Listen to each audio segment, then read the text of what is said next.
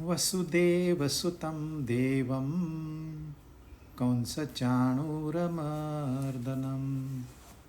देवकी परमानन्दं कृष्णं वन्दे जगद्गुरुम्।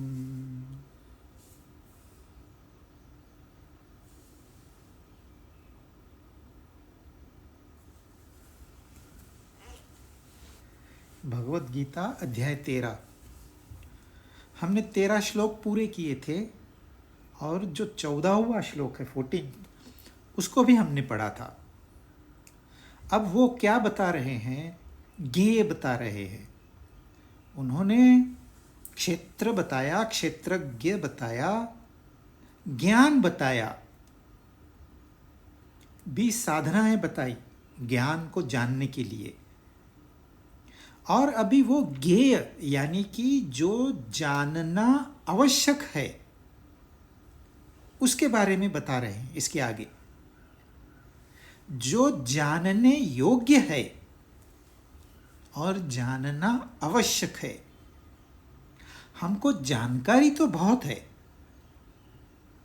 इंजीनियर को इंजीनियरिंग की जानकारी है, डॉक्टर को डॉक्टरी की जानकारी है, दुनिया भर की जानकारी है, लेकिन ये ज्ञेय नहीं है। ये आपने अपने उपजीविका के लिए कुछ ज्ञान ले लिया है और फिर उसका व्यवहार चल रहा है। पर वो एक तत्व ज्ञान ऐसा है जिसके बगैर जीवन में जो आपको चाहिए इसेंशियली वो प्राप्त नहीं होगा। जो आपको चाहिए इन रियलिटी, इन इसेंस, वो जिससे प्राप्त होगा वो है ज्ञेय। तो ज्ञेय की वो व्याख्या कर रहे हैं। क्या व्याख्या कर रहे हैं इस श्लोक में? कि वे सब जगह हाथ पैर वाले हैं, सब जगह नेत्रों वाले हैं, सब जगह सिर वाले हैं, सब जगह मुख वाले हैं और संसार में सबको व्याप्त करके है। क्या समझ में आएगा? सर्वत्र है, हाथ पैर भी है, मुख भी है। ज्ञेय के बारे में वो व्याख्या कर रहे हैं और इसका भाषांतर करना यानी कि समझाना नहीं है। अगर इस श्लोक को समझना है तो थोड़ी मेहनत करनी पड़ेगी कि क्यों ऐसे कह रहे हैं। वो सब जगह हाथ पैर वाले हैं, क्या मतलब हो सकता है? जिनके हाथ पैर ही नहीं है वो सब जगह हाथ पैर वाले हैं। जिनका मुख ही नहीं है, होता तो दिखाई देता, पर आज तक तो किसी को दिखाई नहीं दिया। फिर भी वो वर्णन कर रहे हैं। ये ऐसे है, यदि मैं आपको कहूं कि देखिए ये ऊंची पहाड़ी, बड़ा कठिन है इसके ऊपर जाना, पर एक बार यदि आप उसके ऊपर चले जाओ और थोड़ा उतरो तो आपको जो दृश्य दिखाई देगा वो न आपने कभी देखा होगा न कभी आपने सोचा होगा। वो तो नंदनवन है, नंदनवन। वहां का जल अमृत समान है। वहां का एक फल आपको पूरी संतुष्टि दिला देगा। वहां उड़ने वाले घोड़े हैं। वहां के लोगों की तो उम्र बढ़ती ही नहीं है, अप्सराओं का तो क्या कहना। मैं उस जगह का वर्णन कर रहा हूं जहां पहुंचना बहुत कठिन है, पर मैं जाके आया हूं और मैं ये बात सबको बता रहा हूं। क्यों बता रहा हूं? कि अरे ऐसी कोई चीज मौजूद है और आप वंचित हो। मैंने पाया है, आप भी पाइए। होता क्या है, एक बहुत बड़ा वर्ग है जो सुनता है पर जाएगा नहीं वहां। सुनेगा, बोलेगा फिर से सुनाइए हमें, फिर सुनेगा, फिर आरती उतारेगा, प्रसादी करेगा, भोग लगाएगा, तरह तरह के आयोजन करेगा, यज्ञ करेगा। अपने गांव के तो छोड़ो, सारे आसपास के गांवों के लोगों को भोजन खिलाएंगे, सब करेंगे। पर जाएंगे कितने? पहले एक दिन की कथा थी, अब कथा का सप्ताह शुरू हो गया। फिर दूसरे गांव वाले कहते हैं हमारे पास आके वही कथा सुनाइए, बड़ा मजा, कितनी मिठास है, कितनी मिठास है। कथा सुनते हैं पर जाता कौन है? फिर एक दूसरा वर्ग है, वो भी रिस्पेक्ट करते हैं, पैर छूते हैं, विधिवत पूजा करते हैं, खर्च करते हैं, दान धर्म करते हैं, यज्ञ, वो भी यज्ञ कहते हैं। लेकिन देखिए, कहते महाराज जी आप जो कह रहे हो ना, आपके ऊपर हमारा पूरा भरोसा है, पर हम हैं दिमागी, हम आपकी बात कैसे मान लें? क्या कभी अमृत में जल हो सकता है? क्या कभी ऐसी अप्सराएं हो सकती है जिनकी उम्र ही न बढ़े? फिर उनको ज्ञान देना होता है। ये जिज्ञासु प्रकार के लोग हैं, तो इनको ज्ञान से समझाना पड़ेगा। अरे भाई, अप्सराओं का अर्थ होता है सारे इंद्रियों के विषय, और ये सारे इंद्रियों के विषय अनादिकाल से ज्यों की त्यों खड़े हैं, इनकी उम्र कभी नहीं बढ़ती। एक जवान पैदा नहीं हुआ तो एक जवान पैदा भी होती है, तो उसके लिए तो वो एक ही उम्र के हैं। ऐसे उनको कुछ ज्ञान दिया जाता है, ज्ञान देने के बाद वो कहते हैं वाह वाह वाह वाह, कितना अच्छा समझाया आपने,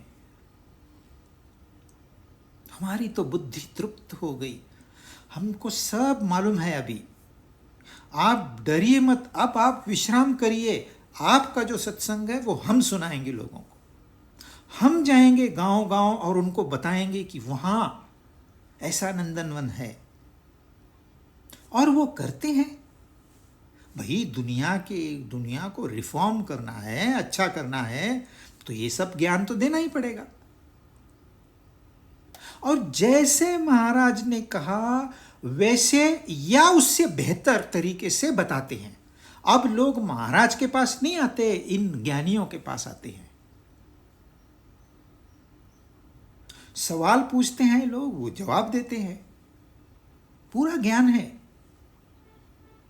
पर उनमें से गया एक भी नहीं है। पर एक होता है जो सुन लेता है, अंधविश्वास नहीं रखता, कोई उसको तर्क नहीं चाहिए, वो अपने आप अकेले में बैठ के सोचता है, फिर वो कंक्लूजन। वैसे भी यहां क्या है, वैसे यहां मैं कौन से तीर मारने वाला हूं, ये संसार में रखा ही क्या है, दुखों के सिवा कुछ मिला है किसी को? कुछ। महाराज कह रहे हैं चलो चढ़ जाते हैं पहाड़ी। वो महाराज के पास आते हैं, धन्यवाद, आपने हमें बहुत अच्छी जानकारी दी, मैं जा रहा हूं। फिर एक ज्ञानी लोग कहते हैं पता है तुझे कैसे जाना है, रास्ता पता है? अरे बहुत कठिन है, बहुत कठिन, रास्ते में मर भी सकता है, भूखा प्यासा, कैसे जाएगा? मुझे जाना है। एंड ऑफ ही गोस।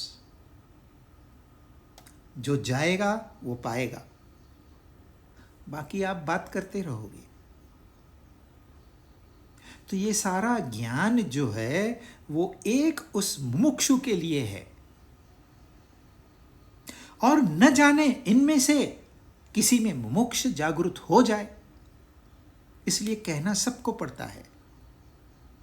तो ये है बात कि वो जो मैंने नंदनवन देखा है, अनुभव किया है, वो मैं किसी को वो अनुभव नहीं दे सकता।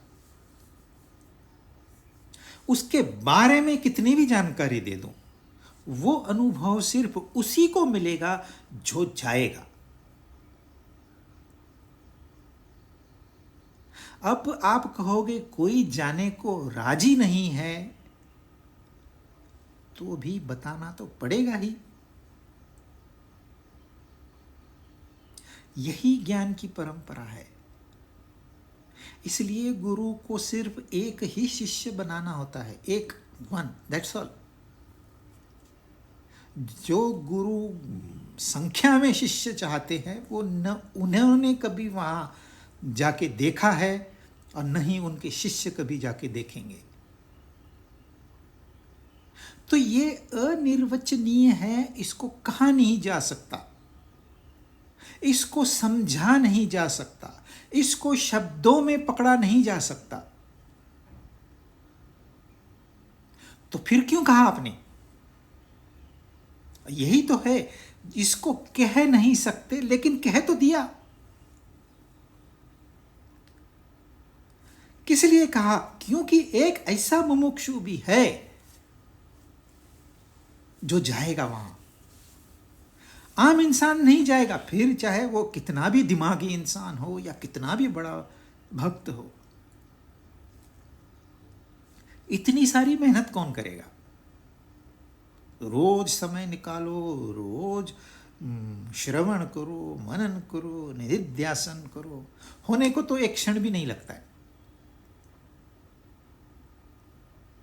पर जब तक नहीं हुआ है तब तक यू मस्ट गो ऑन। हमको एक एक कदम आगे बढ़ाना ही है उस ध्येय की ओर। सो जो नहीं कहा जा सकता उसको कह रहे हैं, ताकि आप उसके ऊपर मनन कर सकें, चिंतन कर सकें, थोड़ा दिमाग खर्च कर सकें।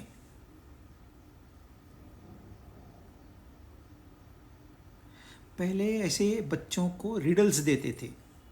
वो गाना है, चकदाना पिचकदाना दाने ऊपर दाना, वो कुछ तो रिडल देती है, सारे बच्चे जवाब देते हैं। पर इन रियलिटी सारे बच्चों को जवाब नहीं आता था, वो तो सिनेमा में है। तो ये रिडल देते थे, पूछते थे क्या है। टीचर सिर्फ रिडल देगा, पूछेगा ऐसे ऐसे ऐसे ऐसे ऐसे उसके गुण है, उसके वैसे वो दिखता है, ऐसे पहलू है, वो क्या है। फिर सोचना शुरू हो जाता है सब बच्चों का। सोचते सोचते किसी के दिमाग में बात आ जाती है, वो कहता है हाँ ये है जवाब। सब बच्चे कहते हैं वाह इतना आसान था। तो ये जो गेम है, ये गेम हमारे बुद्धि के लिए व्यायाम है। हमको शरीर का व्यायाम पता है, योगासन करते हैं, प्राणों का पता है, प्राणायाम करते हैं, पर उसके आगे भी बढ़ना होता है, ये हमें किसी ने सिखाया नहीं। पर पहले ज़माने में, बहुत ज़्यादा पुरानी बात नहीं, 50 साल पहले की बात है, ये रिडल्स ये आम चर्चा होती थी, ग्रुप डिस्कशन की। ये गेम था, जैसे सांप सीढ़ी का गेम है, ये गेम था। इसमें ज्ञान था, इसमें बुद्धि का व्यायाम था, इससे बुद्धि विकसित होती थी। और विकसित बुद्धि जिसकी होगी वही ध्येय रख पाएगा। और जो मुमुक्षु होगा वो एक ही ध्येय, मुझे मोक्ष का ध्येय है मेरा, अभी खत्म। जिसने मोक्ष का ध्येय रख दिया वो मुमुक्षु है। इच्छा तो सब करते हैं, जितने भी भक्त थे, जो ज्ञानी थे, इच्छा सबकी थी कि वो अनुभव हमें प्राप्त हो, पर मेहनत करने के लिए एक ही तैयार था। तो ये कहा नहीं जा सकता, एक बात है, फिर भी वो कह रहे हैं। दूसरी बात है, ये सब जगह हाथ पैर वाला ऐसा कौन है, ऐसा प्रश्न है यहां पर। लोग इसको उत्तर समझते हैं, ये उत्तर नहीं है। हम मैथ्स में एश्यूम करते हैं, लेट्स एश्यूम x, क्ष उसका उत्तर होगा। अब क्ष की वैल्यू ढूंढनी है हमको। वैसे गेय को वो एक्सप्लेन कर रहे हैं, सब जगह हाथ पैर वाला है, कौन है? नहीं पता। सब जगह नेत्रों वाला है, कौन है? नहीं पता। सब जगह मुखों वाला है, कौन है? नहीं पता। सब संसार को व्याप्त करके है। सोचिए सोचिए, मतलब वो एक एक हिंट देते हैं आपको, अब आप सोचिए। तो ये काइंड ऑफ मैथमेटिकल ये है जिसमें ज्ञेय को एश्यूम किया गया है कि ऐसे ऐसे कुछ तो है। आप परमात्मा कहो, आप भगवान कहो, आप ईश्वर कहो, आप अल्लाह कहो, आपको जो नाम देना है दो। एक्स की जगह ए भी हो सकता है, एक्स की जगह वाई भी हो सकता है, पर ट्रेडिशनली हम एक्स कहते हैं, इसलिए यहां पर उन्होंने परमात्मा कहा है। वो जो कोई है, उसके हाथ पैर भी है और हाथ पैर नहीं भी है, उसकी आंखें भी है, वो देखता सब है पर उसकी आंखें नहीं है। ये काइंड ऑफ अ रिडल है। तो ये हमने समझना है। सब जगह हाथ पैर मतलब क्या? अरे सारे हाथ पैर चलते कैसे हैं? इनको कहाँ से ऊर्जा प्राप्त होती है? ये सिर्फ भोजन से ऊर्जा नहीं होती है, वो तो फिजिकल ऊर्जा हो गई। भोजन स्वयं तो चल नहीं सकता, आपके पैरों को कैसे चलाएगा?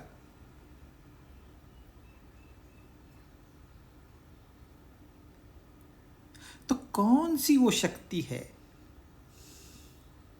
हाथ पैर का मतलब हम संसार में जो भी कार्य करते हैं वो हाथ पैर से करते हैं। इंसान भगवान को इमेजिन कैसे करेगा? वो यही कहेगा कि सबसे महान जो इंसान होगा वही भगवान होगा। यदि बंदर आपस में चर्चा करेंगे भगवान कैसे होगा, तो ऐसे ही करेंगे, सबसे महान बंदर होगा वो। गधे अगर चर्चा करेंगे तो ऐसे ही चर्चा करेंगे, वो सबसे महान गधा होगा। और भगवान गधा भी है, बंदर भी है, मनुष्य भी है, संत भी है, पापी भी है। आप कैसे देखते हो उसको? जो लेंस लगाया वैसे भगवान दिखेगा आपको। पापी को पापी दिखेगा, पुण्यात्मा को पुण्यात्मा दिखेगा। तो हम क्या करते हैं संसार में? पहले तो अपने इंद्रियों से इस संसार के बारे में कुछ जानकारी लेते हैं। हाँ, ये रूप बहुत अच्छा है, यह रंग बहुत अच्छा है, ये शब्द मुझे सुनने में बड़े अच्छे लगते हैं, मेरी तारीफ हो रही है। ये शब्द मुझे अच्छे नहीं लगते, वो गाली दे रहा था आदमी। तो हम संसार को अपने अंदर इन 5 ज्ञानेंद्रियों से लेते हैं, फिर अपने मन बुद्धि में उसके ऊपर एक प्रक्रिया करते हैं, क्योंकि हमारा एक स्वभाव है, हमारे पूर्व संस्कार है, हमने बचपन से कुछ सीखा हुआ है, जाने या अनजाने में, डायरेक्टली और इनडायरेक्टली। तो उसके ऊपर एक प्रक्रिया होती है, उस ज्ञान को मन बुद्धि के विचारों में पकाया जाता है, और फिर जैसे अपनी इच्छाएं होगी, जैसे हमारा तर्क होगा, उस हिसाब से हम इस संसार में जाके कार्य करेंगे। जिंदगी भर इंसान यही करता है। जब बच्चा आंख खोलता है तो उसको अलग अलग तरह के शेप्स दिखाई देते हैं। अज्ञानवश वो इनको सत्य मान लेता है और फिर संसारी झंझटों में फंस जाता है। तो इंसान का यही कार्य है, ज्ञानेंद्रियों से ज्ञान लेने का, मन बुद्धि में उसको प्रोसेस करने का, और कर्मेंद्रियों से कार्य करने का। यहाँ वही कहा है उन्होंने, और कुछ नहीं कहा। सर्वतः पाणिपादम मतलब सब जगह हाथ पैर वाला, मतलब सारी एक्शंस उसी की है। कहने को हम कहते हैं मेरी है, सारे कर्म उसी के हैं, सारा ज्ञान उसी का है, और सारा जो प्रोसेसिंग है उसी का है।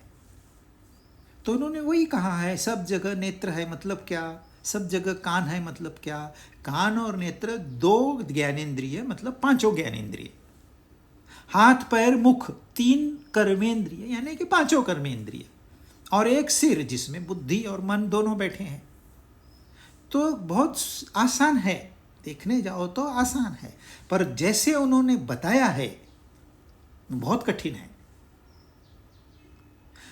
देखिए, वो जो बता रहे हैं वो बताया नहीं जाता, ये एक भाग है। दूसरा है, मतलब हम गेय की चर्चा कर रहे हैं। दूसरी बात है, जब तक आप अपने आप को व्यायाम नहीं दोगे तब तक आपका दिमाग नहीं खुलेगा। हमने उसको बंद करके रखा है, और अब तो सब कुछ रेडीमेड है। एक मोबाइल लेके घूमो, सारी जानकारी उसमें है, तो आपको तो मेमोरी भी नहीं चाहिए। आजकल तो आर्टिफिशियल इंटेलिजेंस है, दिमाग भी बंद कर दिया है। मतलब हम अपने ही दिमाग से अपना ही दिमाग बंद करने के लिए खोजबीन कर रहे हैं। मूर्खता है।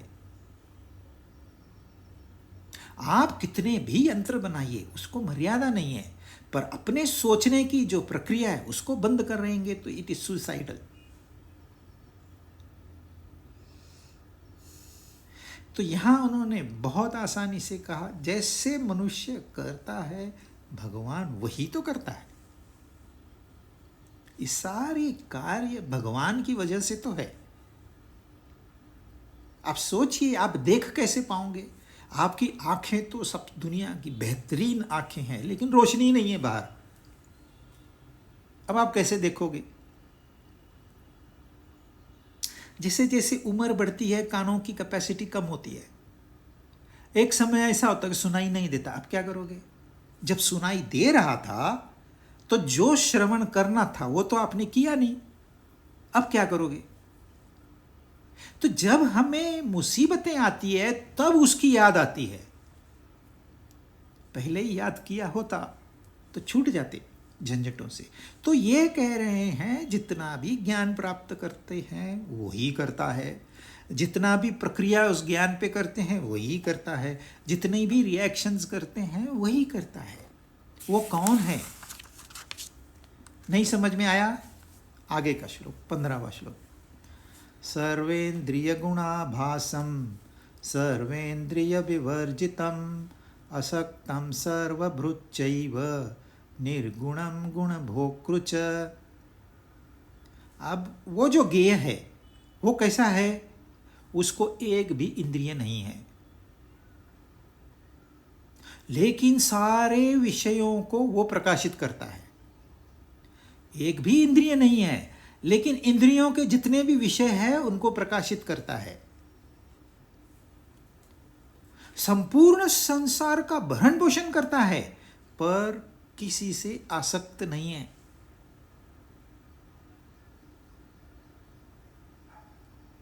संपूर्ण गुणों का भोक्ता है, लेकिन गुणों से रहित है। एक समझ में आ गया तो दूसरे दो आसान है। संपूर्ण इंद्रियों को, इंद्रियों के विषयों को प्रकाशित जो करता है वो इंद्रियों रहित है। अब आप सोचिए, इंद्रियों के विषयों को प्रकाशित कौन करता है? सोचिए, खाली पढ़ना नहीं है, पढ़ के रट के ज्ञान प्राप्त, वो ज्ञान शून्य, फेंक दीजिए ऐसे ज्ञान को। सोचिए कि मैंने एक वस्तु देखी, मैं कहता हूं वो वस्तु बहुत सुंदर है।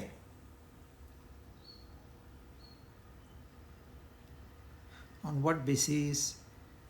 मैंने देखी, मैंने अपने आंखों से देखी, और मुझ में वो ज्ञान है सुंदरता का। देखी मतलब क्या किया मैंने अपनी आंखें खोल के अपने आंखों की रोशनी उस वस्तु पर डाली है।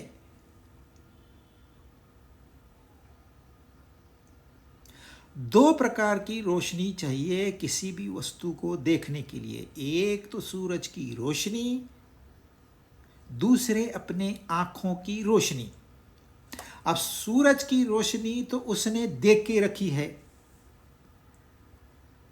तो उससे तो हमारा आधा काम तो वैसे ही बन गया फ्री में। अब हमने अपनी आंखों की रोशनी उस वस्तु पर डालनी है, तभी वो वस्तु दिखाई देगी। आपको बंद आंखों से वस्तु दिखाई नहीं देगी। हम जब आंख खोलते हैं तो दरअसल उसको हम प्रकाशित करते हैं। हम शब्द को ग्रहण करते हैं, मतलब उस शब्द को प्रकाशित करते हैं। हम स्पर्श करके उस ज्ञान को प्राप्त करते हैं। बगैर स्पर्श के जो ज्ञान प्राप्त नहीं होगा। तो इंद्रियों के विषयों को प्रकाशित करने वाले जो होते हैं उनको इंद्रिय कहते हैं।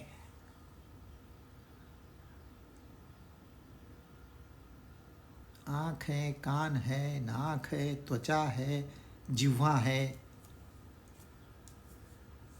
ये सारे इंद्रियां हैं और ये विषयों को प्रकाशित करते हैं। इसलिए विषय हमको चाहिए, इसलिए सारी जिंदगी हम विषयों के पीछे दौड़ते रहते हैं।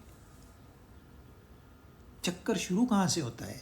जब आपने इंद्रिय विषय को प्रकाशित ही नहीं किया था तो एक भी समस्या नहीं थी। पर ऐसे जीवन थोड़ी जिया जाता है। आंख दी किस लिए है? देखने के लिए। तो आपने देखना आवश्यक भी है। जब तक नहीं देखोगे कैसे पता चलेगा ये संसार है क्या? संसार को छोड़ना है कि नहीं छोड़ना है, कैसे आपको पता चले?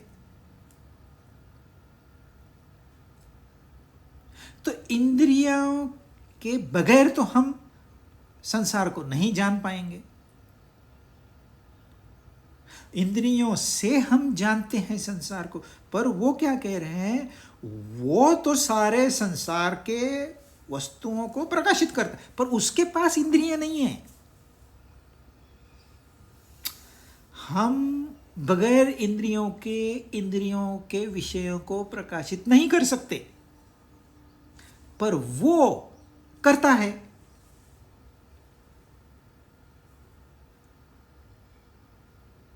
तो सवाल है, ऐसा कौन है जो इंद्रियों के विषयों को प्रकाशित करता है पर इंद्रियां नहीं है? आपने सोचना है। हिंट दी है उन्होंने, वो एक के बाद एक हिंट दे रहे हैं। पर सोचना हमने इंडिविजुअली, मैं आपके लिए नहीं सोचता हूं, नहीं आप मेरे लिए सोच सकते हैं।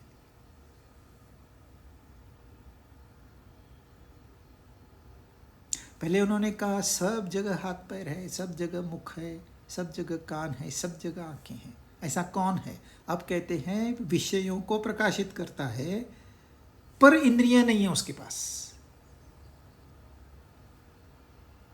अब इंद्रियां भी एक विषय है जिसको मन प्रकाशित करता है। मन भी एक विषय है जिसको बुद्धि प्रकाशित करती है। बुद्धि भी एक विषय है जिसको अहम मैं प्रकाशित करता है। वह भी एक विषय है जिसको कोई तो प्रकाशित करता है। वह कौन है? नहीं समझ में आया? अरे वो संपूर्ण संसार का भरण पोषण करता है लेकिन आसक्त नहीं है।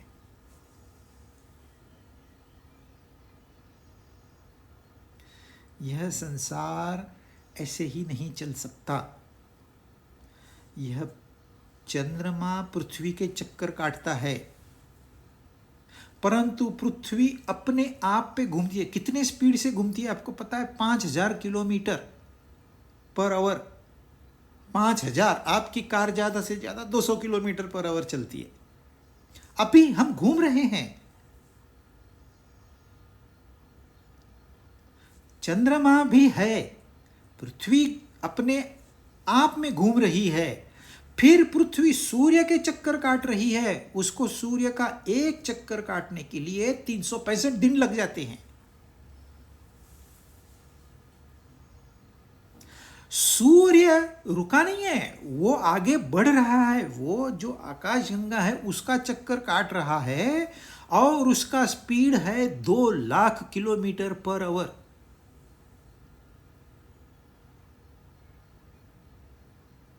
कितनी गति, कितनी गति! आपका दिमाग बंद हो जाएगा अगर आप कैलकुलेशन करने बैठोगे तो। और कितना हम घूम रहे हैं हमको पता ही नहीं। तो ये सारी एनर्जी आती कहां से है?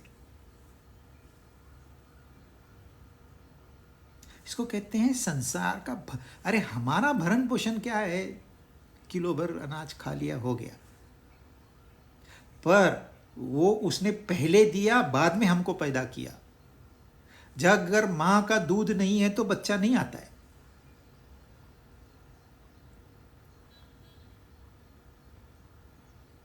और वो भरण पोषण करता है, मतलब हमको लगता है हमसे वो अलग है। अरे नहीं बाबा, ऐसे नहीं है हमारा उसके साथ रिश्ता। ये संसारी रिश्ते हैं। हम और वो अलग है ही नहीं। हम और वो एक ही है। जैसे ये मेरी 5 उंगलियां हैं, कहने को वो अलग है, परंतु है क्या? मैं ही तो हूं।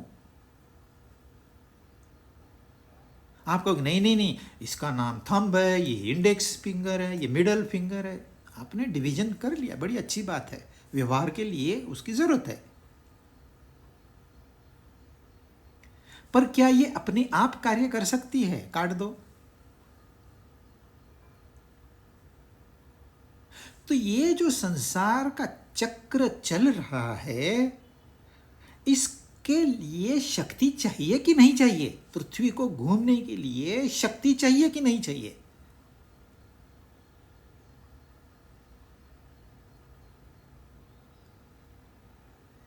तो वो कहां से आ रही है? सोचिए। भरण पोषण करते हुए उसको किसी से कुछ लेना देना नहीं है।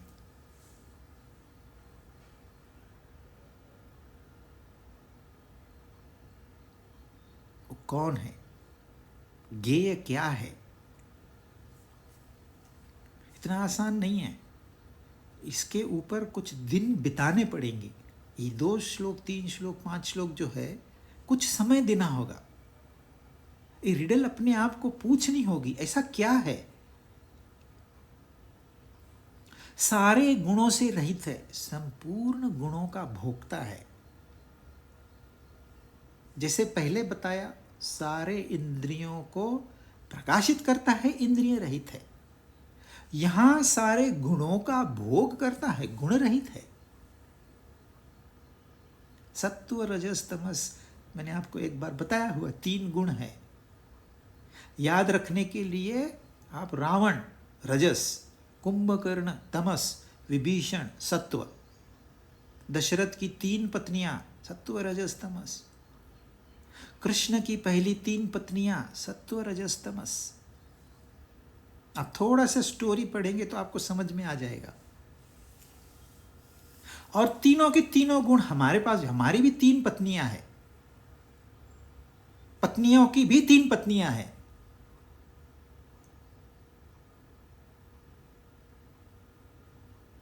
क्योंकि वो प्रकृति के गुण है, वो पत्नियां हैं।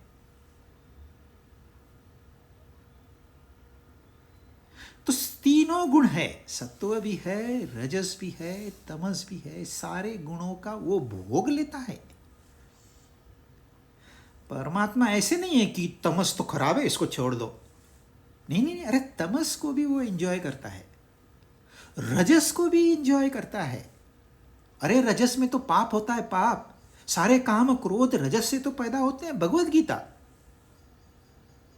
नहीं नहीं, पर वो तो उसका भी भोग करता है।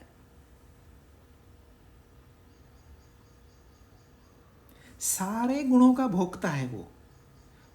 इसलिए भेदभाव जिसने किया उसको ज्ञान प्राप्त नहीं होगा। ये तामसिक है, इसका नाद में मत लगो। अरे तुम खुद भी तो तामसिक हो, अपनी दिनचर्या को पढ़ो।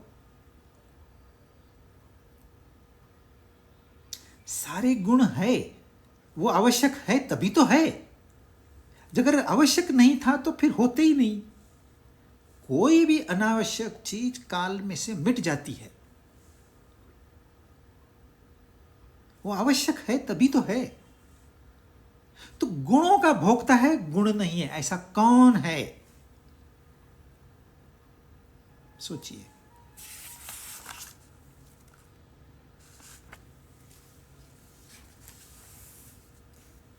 सोलह, बहिरन्तश्च भूतानाम् अचरं चरमेव च सूक्ष्मत्वात् तद्विज्ञेयं दूरस्थं चान्तिके च तत्। वह जो ज्ञेय है उसकी चर्चा चल रही है अभी भी। संपूर्ण प्राणियों के बाहर है और भीतर है। वह चर भी है, वह अचर भी है। वह दूर से दूर है और नजदीक से नजदीक है। वो अत्यंत सूक्ष्म होने से जानने में नहीं आता।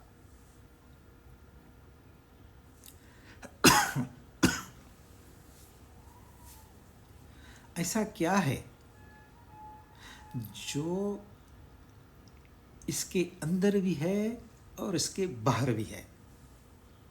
ये आसान है। यह जो शरीर है यह मिट्टी का बना हुआ है। यह स्थूल शरीर जो है इसमें पृथ्वी तत्व भरा पड़ा है। जब इंसान शरीर छोड़ देता है तो यह शरीर फिर मिट्टी में मिल जाता है। तो मिट्टी का बना हुआ है। तो यह मिट्टी, यह धरती, यह पृथ्वी, यह भीतर भी है बाहर भी है। Riddle solve.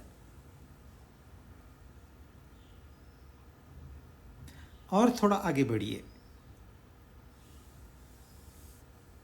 इस शरीर में हवा है, प्राण है। हम लेते हैं प्राण वायु, कार्बन डाइऑक्साइड वायु छोड़ देते हैं। तो वो है, इस शरीर में वह प्राण व्याप्त है, अंदर है, बाहर भी है। बाहर नहीं होता तो हम अंदर ले ही नहीं सकते।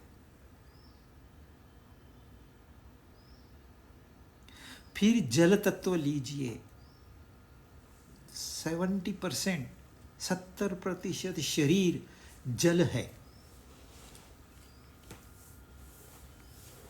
और धरती भी 70% जल से व्याप्त है। तो जल अंदर है। वो क्या कह रहे हैं? सारे प्राणियों के भीतर भी और बाहर भी। तो जल, यहां आपको समझना है तो ढंग से समझना है, सीधे सीधे उत्तर नहीं ढूंढना है। आप यहां से शुरुआत करिए। वही पृथ्वी अंदर है बाहर है, वही वायु अंदर है बाहर है, वही जल अंदर है बाहर है, वही अग्नि अंदर है बाहर है। जब इंसान शरीर छोड़ देता है ना, उसको हाथ लगा के कहते हैं ठंडा पड़ गया, यानी कि अग्नि तत्व चला गया। गया कहां, वो बात अलग है। तो अग्नि भरा पड़ा है। हमारा बॉडी में एक टेम्परेचर मेंटेन करना होता है और अंदर ऑटोमेटिक सिस्टम है। हमें कुछ करना नहीं पड़ता उसके लिए, वो भगवान का काम है। वो इतना ही टेम्परेचर 2 डिग्री बढ़ गया तो भी समस्या है, 2 डिग्री कम हो गया तो भी समस्या है।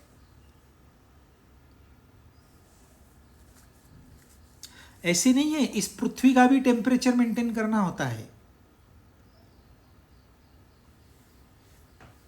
यदि समुद्र का टेम्परेचर थोड़ा इधर उधर हो गया तो धरती हिल जाएगी। हम रहेंगे नहीं रहेंगे पता नहीं। वो हीट को संभाले हुए है, बैलेंस करता है। सूरज से तो कॉन्स्टेंटली हीट आ रही है, जाती कहाँ है? आप सोचिए, आपने गैस पे पानी रख दिया और 24 घंटे वो उबल ही रहा है, उबल ही रहा है। क्या होगा उस बर्तन का, उस पानी का? पर सूरज तो तपा रहा है पर टेम्परेचर मेंटेन्ड है। अब थोड़ा सा इंसान का दिमाग हिल गया है, बोलता है अरे क्लाइमेट कंट्रोल प्रॉब्लम है, धरती का टेम्परेचर बढ़ रहा है, थोड़ा भी बढ़ जाएगा हम मर जाएंगे। मेंटेन हो रहा है। तो जो अग्नि तत्व है, वह तेज जो है, अंदर भी है बाहर भी है। आकाश तत्व अंदर भी है बाहर भी है। हमने आकाश को व्याप्त करके रखा है, और जब हम आकाश को व्याप्त करते हैं तो आकाश डिस्प्लेस नहीं होता, वो नहीं कहीं जाता, वो इस शरीर के आर पार चला जाता है, वो सूक्ष्म है। तो इतना जो हमारे शरीर का आकारमान है, उतना हमने आकाश को व्याप्त करके रखा है। तो शरीर में आकाश तत्व मौजूद है, बाहर भी है। तो कितने हो गए? 5 तो हमने उत्तर दे दिए। ऐसा कौन है जो बाहर भी है भीतर भी है? लेकिन ये स्थूल पदार्थ हमने बताए जो हमें इंद्रियों मन बुद्धि के द्वारा पता लग सकता है। अब हम इसको और आगे क्या है ऐसे जाना है सिस्टमैटिकली। और क्या है जो अंदर भी है बाहर भी है?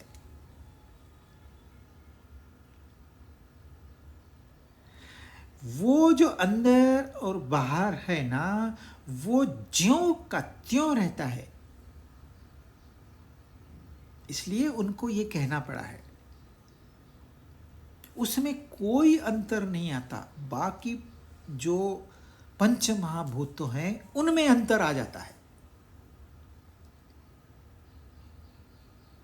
तो शरीर है तो भी वो है, शरीर नहीं है तो भी वो नहीं, तो भी वो है।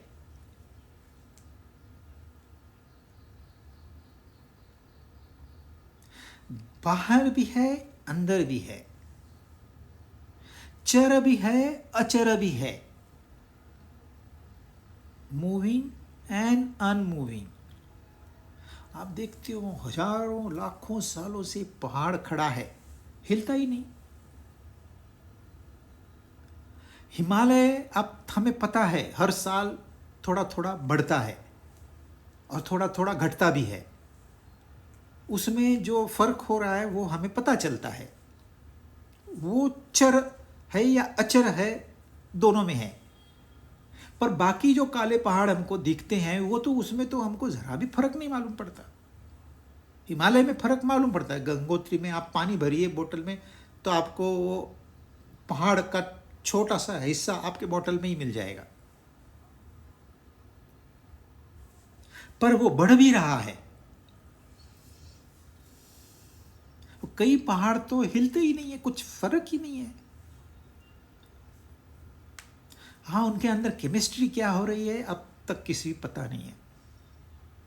पर जो हमको दिखाई देता है वो चर नहीं है, वो अचर है। पर अचर का अस्तित्व चर के अस्तित्व जितना ही महत्वपूर्ण है। यदि अचर नहीं रहेगा तो चर टिक ही नहीं पाएगा। आपको दौड़ना है, कहां दौड़ोगे आप? आप इमेजिन करिए पृथ्वी घूम रही है एक दिशा में, आप दूसरी दिशा में दौड़ रहे हो तो कभी पहुंचोगे सेम स्पीड से? अब वहीं टिके रहोगे।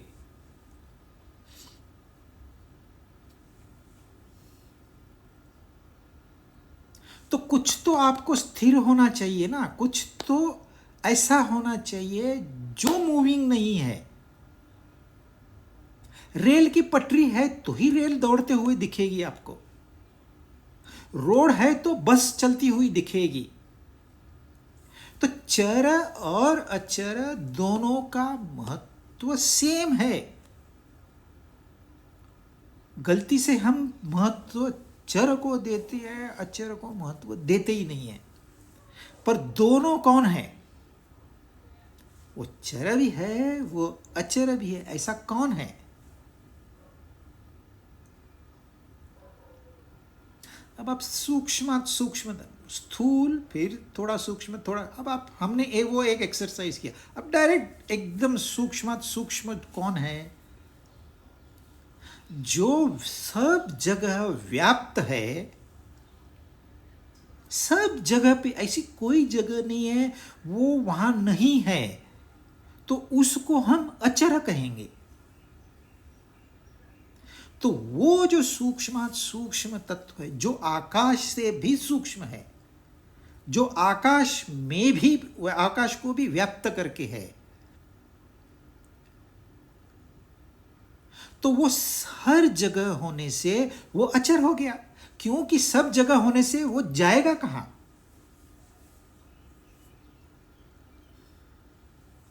हमारा ये शरीर एक जगह से दूसरी जगह जा सकता है, पर इसी एक जगह पे तो वो चर है कि अचर है? वो कहते हैं दोनों है। आपको लगेगा ऐसे कि यह शरीर एक ही जगह स्थिर है इसलिए वो अचर है, पर उसके अंदर मूवमेंट चल रही है तो वो चर भी है। तो पेड़ एक जगह स्थित है, शरीर एक जगह स्थित है, पहाड़ एक जगह स्थित है, तो हम अपनी भाषा में उसको अचर कहते हैं। और जब ये शरीर चलने लगता है, पेड़ बढ़ने लगता है, तो हम उसको चर कहते हैं। पर परमात्मा तो सब जगह पे है, वो जो ज्ञेय है वो सब जगह पे है, तो वो चर कैसे हो गया? वो तो अचर हो गया।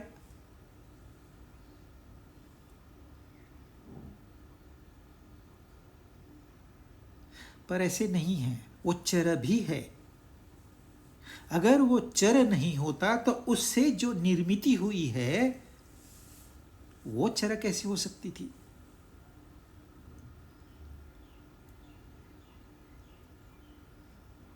तो इसलिए वो चर भी है, अचर भी है, वो मूविंग भी है, वो नॉन मूविंग भी है। तो प्रश्न ऐसा है, ऐसा क्या है जो चर भी है, अचर भी है? ऐसा क्या है ज्ञेय? वो हमको ढूंढना है। फिर दूर से दूर वो है और नजदीक से नजदीक वो है। दूर से दूर तो चलो हम समझ लेंगे, नजदीक से नजदीक क्या समझोगे?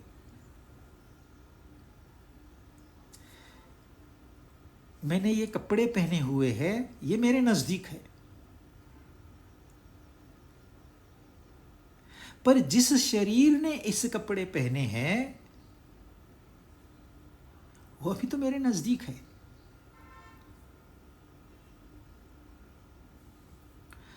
फिर जिस मन ने इस शरीर को व्याप्त करके रखा है, जो इस शरीर से कार्य करवाता है, वो भी तो मेरे नजदीक है। मेरे विचार मेरे नजदीक है। मेरी बुद्धि और मेरे नजदीक है। मेरे में और बुद्धि में एक विचार का फर्क है, दैट्स ऑल। जब वो एक विचार निकल जाएगा, लास्ट वाला, तो बुद्धि का अपना अस्तित्व नहीं होगा। एक विचार से बुद्धि निर्माण हुई, फिर बुद्धि ने अनेक विचार निर्माण कर लिए, मन निर्माण कर लिया, मन ने शरीर निर्माण कर लिया, शरीरों ने विषय निर्माण कर लिए, ऐसे ये संसार तैयार हो गया। पर हम उल्टी जर्नी कर रही है, नजदीक से नजदीक। और बुद्धि से भी मैं ही अपने सबसे नजदीक हूं। हम कहते हैं ना, मेरी बुद्धि है, मेरी अक्ल है, मैंने अक्ल चलाई, मुझे प्यार हो गया है। मैं तो नफरत करता हूं ऐसी बातों से। मन से नजदीक है बुद्धि, और बुद्धि से नजदीक है मैं। क्योंकि बुद्धि मेरी है, मेरी होने से वो थोड़ी दूर हो गई, मेरे से अलग हो गई।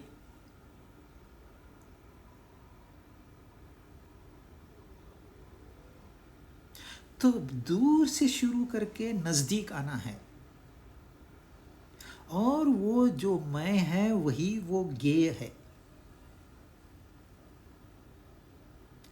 जिसने आत्मबोध कर लिया उसने परमात्मा को पा लिया। सीधा हिसाब है, आपको बाहर नहीं जाना है, वो मिलेगा ही नहीं।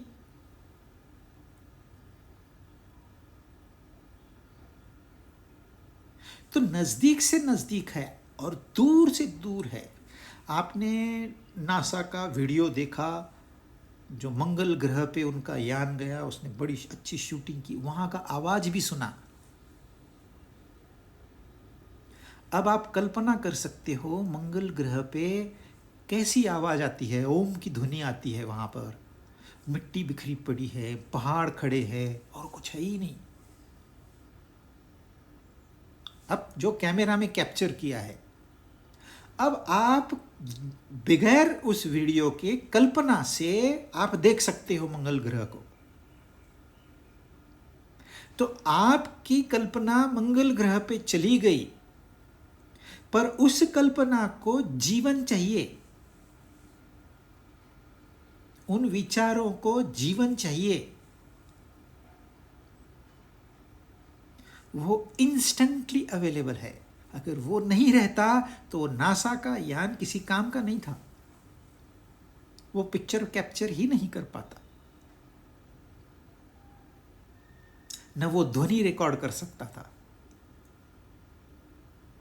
मंगल तो बहुत नजदीक है। आप सोचिए हमारी आकाशगंगा में कितने सूरज है, आप गिनती भी नहीं कर पाओगे। इतने सूरज है, स्टार्स। हमको तो एक ही पता है, सिर्फ हमारी आकाश, ऐसी अनगिनत आकाश गंगाएं हैं, ऐसा एक ब्रह्मांड तैयार हो गया, ऐसे अनेक ब्रह्मांड है। मतलब कितना दूर, वहां पर भी वही मौजूद है। क्योंकि कॉन्शियसनेस तो चाहिए ना। आपके पास अगर चेतना ही नहीं, अचेत इंसान क्या कर सकता है? वो जैसा है वैसा नहीं है। अगर चेतना है तो ही सब कुछ है। तो वहां पर भी वो चेतना मौजूद है।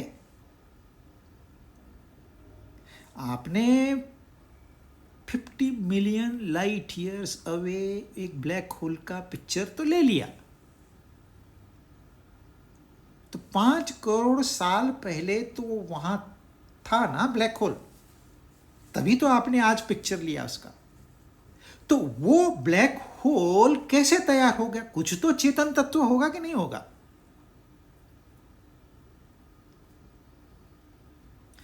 तो दूर से दूर, नजदीक से नजदीक जो है वो एक ही है,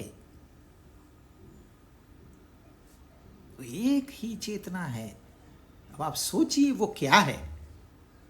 ज्ञेय, सूक्ष्मात सूक्ष्म, अत्यंत सूक्ष्म है, इसलिए वो जानने में नहीं आता।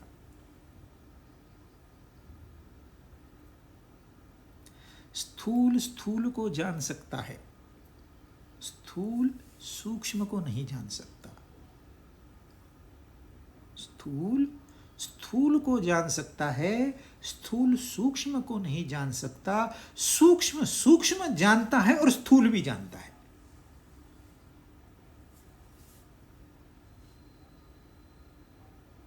फिर से समझ लीजिए, स्थूल स्थूल को जानेगा, सूक्ष्म को नहीं जानेगा।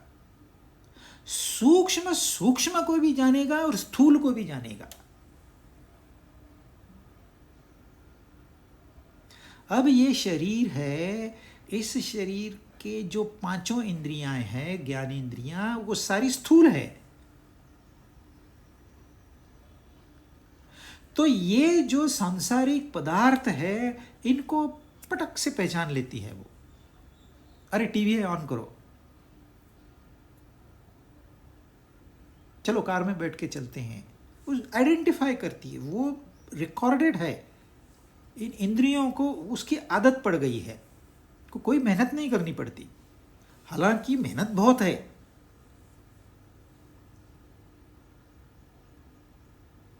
बहरे इंसान को सुनाना जितना कठिन काम है, उतना काम अभी हम कर रहे हैं।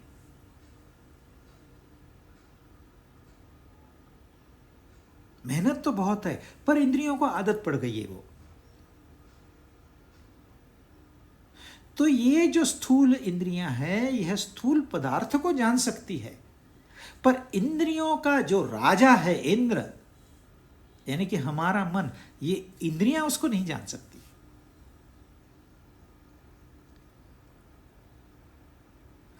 इंद्रियां इंद्रियों के विषयों को जान सकती है, लेकिन जो इंद्रियों से जानता है, जो इंद्रियों को चलाता है, जो इंद्रियों का बॉस है, वो मन, ये इंद्रियां उस मन को नहीं जानती। आंख देख पाएगी मन को? नहीं। ये त्वचा स्पर्श कर पाएगी मन को? नहीं। ये रसना उसका स्वाद ले पाएगी? नहीं। ये नाक उसको सूंघ पाएगी? नहीं। क्योंकि इंद्रियां स्थूल है, वो इंद्रियों को जान पाएगी, आंख आंख को जान पाएगी, कान कान को जान पाएंगे, और जो विषय है वो इंद्रियों से भी स्थूल होने से इंद्रियां उनसे बहुत अच्छी तरह से वाकिफ है। सबसे ज्यादा स्थूल विषय है, इसलिए विषय आंख को नहीं जान सकते, आंख विषयों को जान सकती है। पहले स्थूल समझ लीजिए, फिर सूक्ष्म समझना आसान हो जाएगा। तो जो पदार्थ है वो अपने आप में मगन है, उसको नहीं पता आंख हमें देख सकती है या नहीं देख सकती, पर आंख जो है वो पदार्थों को देख सकती है, उनको सुन सकती है, उनको स्पर्श कर सकती है, उनका स्वाद ले सकती है, उनका गंध ले सकती है। तो इंद्रियां स्थूल है, सूक्ष्म है पदार्थों से, पर मन से वो स्थूल है, मन सूक्ष्म है।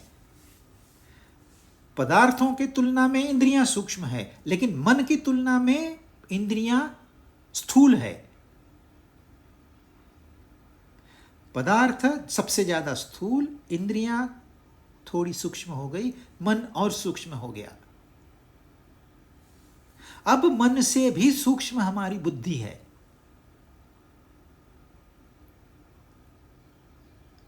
बुद्धि मन को जान सकती है, मन बुद्धि को नहीं जान सकता।